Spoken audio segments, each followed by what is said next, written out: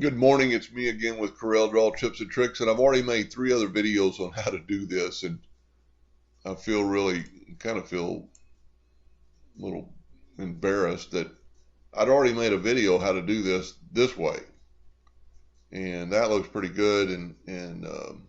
So if you haven't watched those other 2 videos, you don't need to. This is going to end up being the best way. Somebody trying to put these words inside of a dog shape, and this is a lot easier, I think, and works out pretty good. But just take your freehand tool and just draw kind of a shape, enclosed shape. You've got them both selected, or you don't, but you can go through and hold down your shift key and select them both.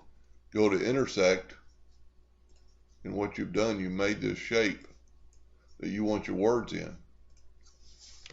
Now, I've already got it open, but just go to Effects, Envelope. It opens up the envelope docker. Select your word. Go up to the eyedropper looking thing, so create form. And you can see it working over here to the left, and then hit apply. Now, if you're happy with that, go with that. But we were running it on putty. Let's try this. Eyedropper, and before you hit apply, let's put vertical. And I think that probably looks a little better.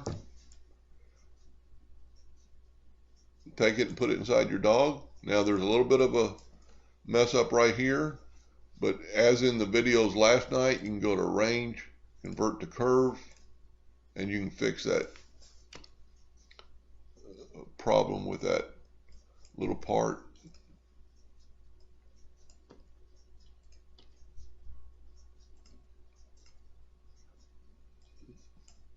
Well, I don't really know where the node's at.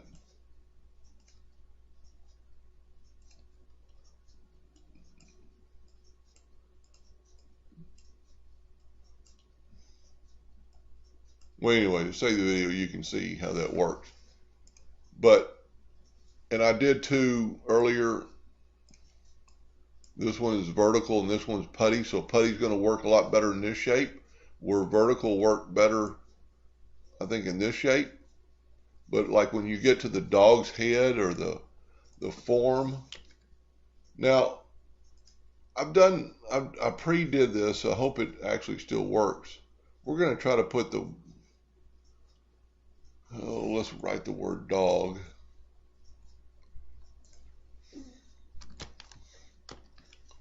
And couldn't see it. Bad.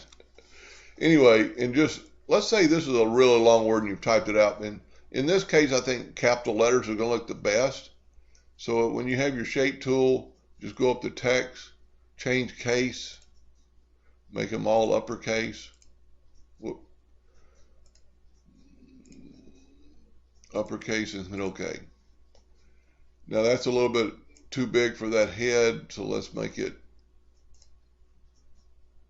And this might or might not work, but I've found if you can move the shape of the head kind of around to more what you want, select it. I can already see this probably isn't going to work, but we'll go putty. That's not half bad.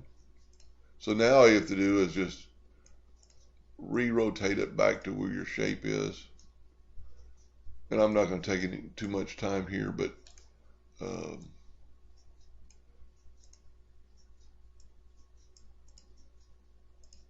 anyway, just manipulation around there, and maybe it's a little bit too big.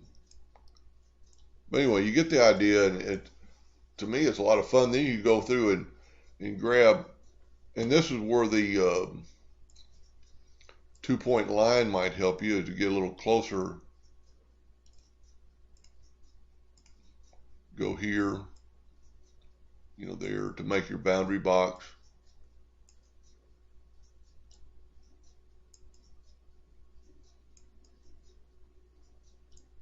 Because you can use any kind of line. Then just grab both of them intersect, and there's your new shape. Now, I've learned from experience to, kind of turn it when you write your text. I don't have another text written real quick, but that's not going to fit in there, but we'll maybe just see what it looks like. Got it selected, eyedropper. Doesn't look that bad. That's surprising. Then you just move your boundary box away, and then kind of rotate it back to where it was. Anyway, you get the idea. Just make boxes, and that doesn't look half bad. Too long of a word for that short sentence. Anyway, hope that helped a little bit, and thank you for watching.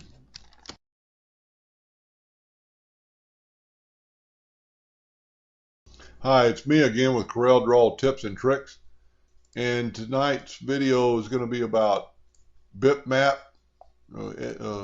converting to bitmaps, and or just trace. So a customer sent me this logo, and as you can see, it's pretty pixelized, would not engrave good at all. So let's do this first. You've got your item selected. You go up to bitmaps, convert to bitmaps. I converted to black and white,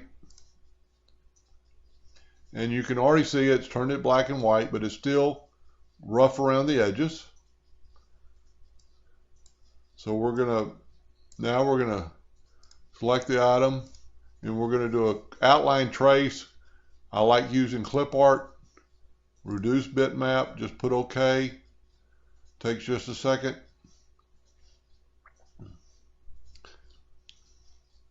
And your new traced bitmap is always going to be on top. Computer's acting a little weird tonight.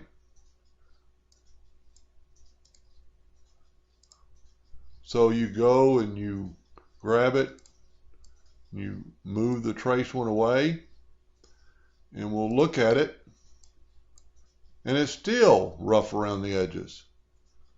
So this time we're just going to delete that, and we're going to delete that, and we're going to bring back the original.